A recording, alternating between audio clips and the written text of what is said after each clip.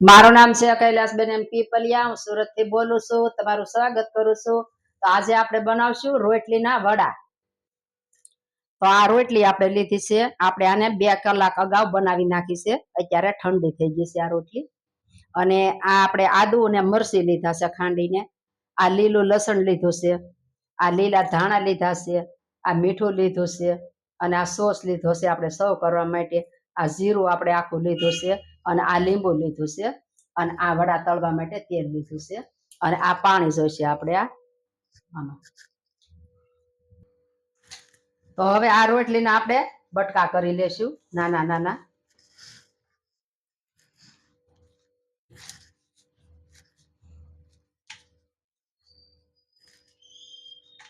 આ રીતે આપણે હાવ નાના નાના ટુકડા કરી લેવાના છે.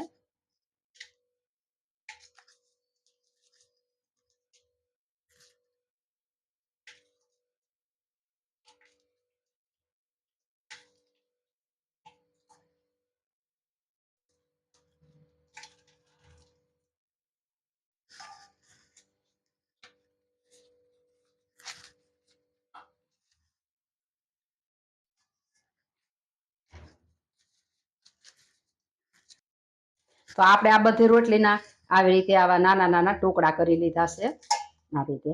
હવે આપણે આને આમાં પાણી નાખશું.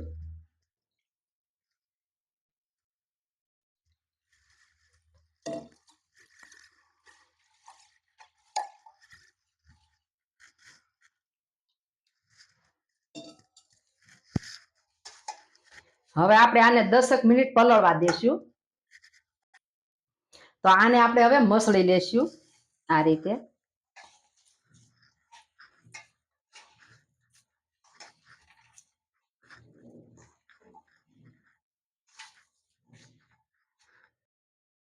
તો આમાં આપણે મીઠું નાખશું સ્વાદ પ્રમાણે.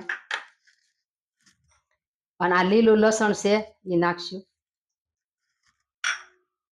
અને આદુ અને મરચી છે એ નાખશું.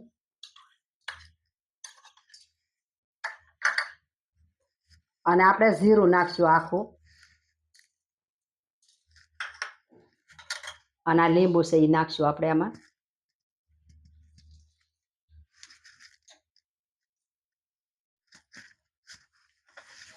હવે આપણે આને બધું મિક્સ કરી દેશું.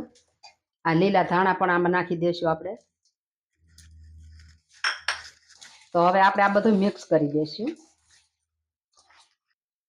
તો આ આપણે આ બધો મસાલામાં મિક્સ કરી દીધો છે. તો હવે આપણે આ તેલ ગરમ કરવા મૂકશું.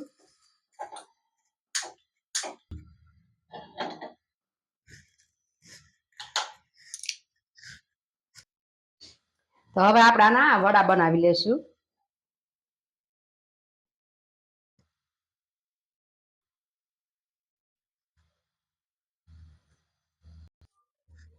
તો આપણે આ બધાય આ રીતે આપણે વડા બનાવી લેશું.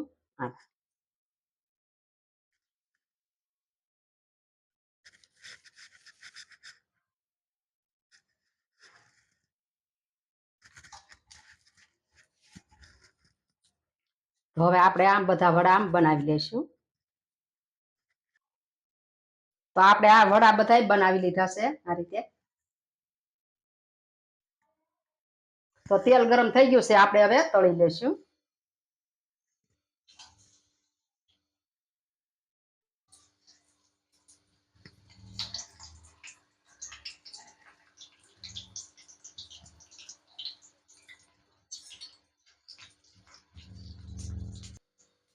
તો આ તળાઈ ગયા છે. હવે આપણે આને કાઢી લેશું બહાર.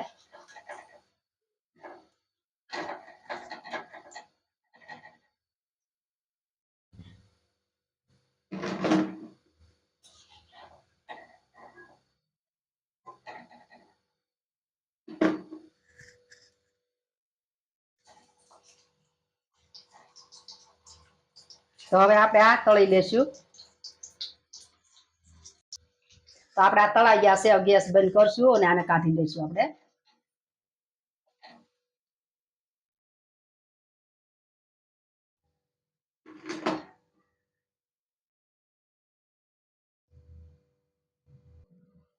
તો આપણે હવે સર્વ કરશું.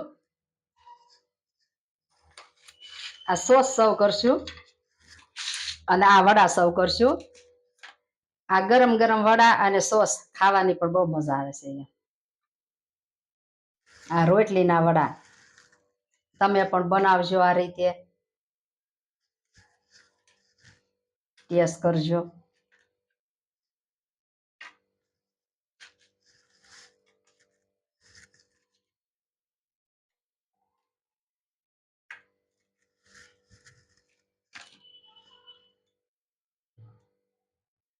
આપણે એક જોઈશું. બહુ મસ્ત બને, પોસા અને બહુ ટેસ્ટી બને છે, ખાવામાં પણ બહુ સરસ લાગે એમ. તો તમે પણ આ રીતે રોટલીના વડા બનાવજો અને ટેસ્ટ કરજો.